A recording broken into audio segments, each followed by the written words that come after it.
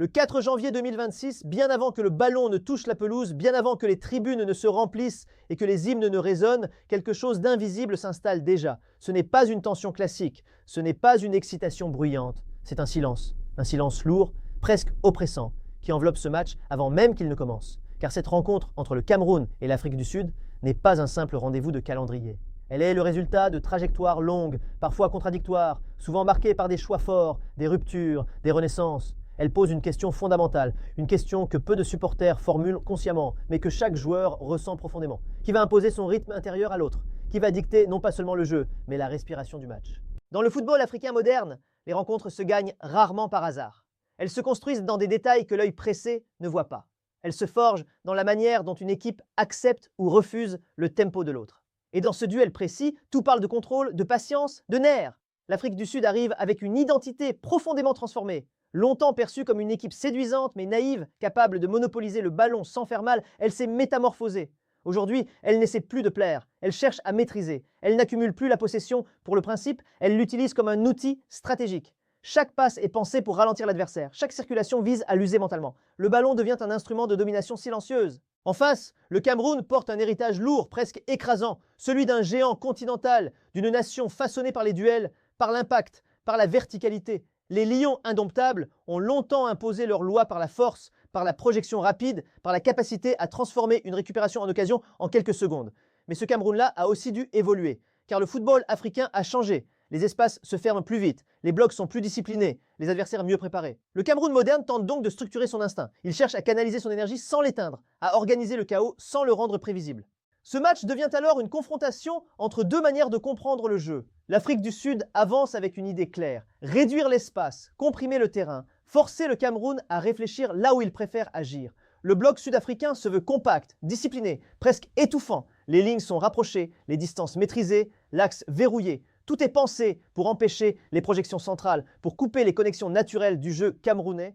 Ce n'est pas un football spectaculaire, mais c'est un football méthodique, patient, presque clinique. Le Cameroun, lui, cherche la rupture. Il cherche le moment où le verrou saute, où la structure adverse se fissure. Ses pistons étirent le terrain. Ses milieux cherchent à provoquer le duel. Ses attaquants guettent la moindre hésitation. Le danger n'est pas toujours immédiat, mais il est constant. Chaque récupération peut devenir une menace. Chaque transition peut faire basculer le match. Et c'est précisément ce qui rend cette opposition fascinante. Une équipe qui veut ralentir le temps face à une autre qui cherche à l'accélérer brutalement. Il y a aussi une dimension humaine, presque intime, dans ce duel.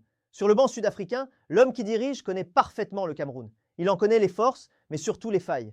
Il sait comment cette équipe réagit quand le match lui échappe, quand l'impatience s'installe, quand les choix deviennent précipités. Cette connaissance influence chaque décision, chaque ajustement, chaque consigne transmise. Rien n'est laissé au hasard. Tout est pensé pour pousser le Cameroun hors de sa zone de confort. Au milieu du terrain, la bataille est permanente. Ce n'est pas un simple espace de transition, c'est une zone de compression. L'Afrique du Sud privilégie l'anticipation, la fermeture des lignes de passe, le contrôle avant l'impact. Le Cameroun, à l'inverse, impose le duel, le contact, l'intensité. Chaque affrontement est un message. Chaque interception est une invitation à attaquer vite. Selon l'équipe qui parviendra à imposer sa logique dans cette zone, le match prendra une direction totalement différente. Les couloirs deviennent eux aussi des terrains de lutte. Les latéraux sud-africains doivent choisir en permanence entre prudence et projection. Les pistons camerounais, eux, n'hésitent pas à multiplier les courses, à provoquer, à étirer le bloc adverse.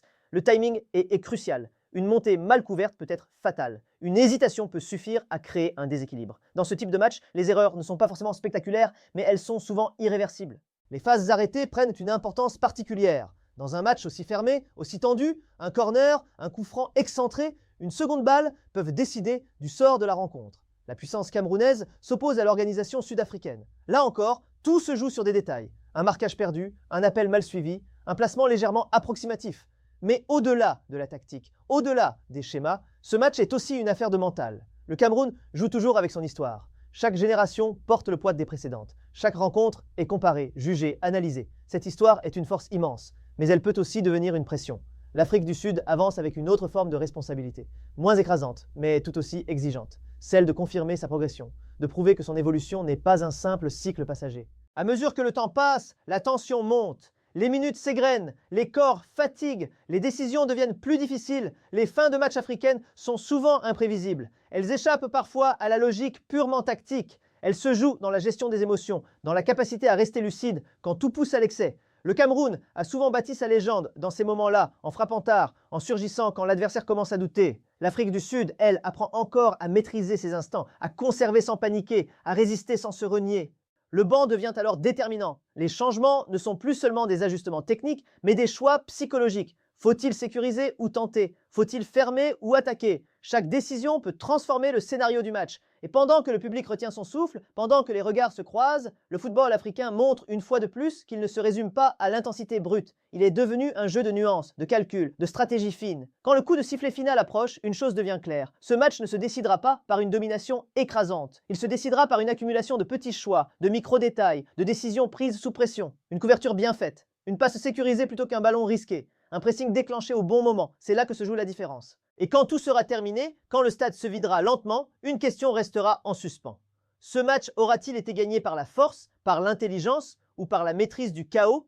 Peut-être par celui qui aura su imposer son silence à l'autre. Transformer le temps en allié, transformer la patience en arme. Et prouver, une fois encore, que dans le football africain moderne, la victoire appartient souvent à ceux qui savent attendre